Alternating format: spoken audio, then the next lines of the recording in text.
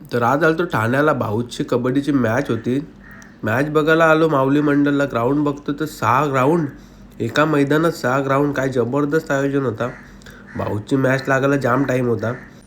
एकदाची मॅच लागली, दुसरा राऊंड पण भाऊचा जिंकली. लय भारी वाटला.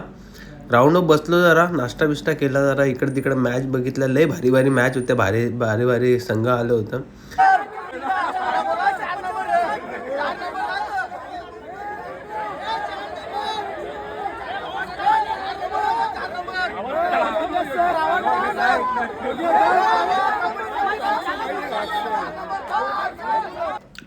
तिसरा राऊंड पण होणार होता. भाऊस बोलतो 10:15 वाजले, आत्ता दादा 5 मिनिटांनी आपली मॅच होईल.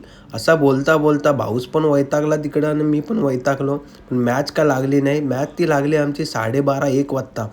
एकदाचा तिसरा राऊंड चालू झाला. भाऊसनी जी बट्ट्या आणायला सुरुवात केली, काय सांगू, लय भारी खेळला.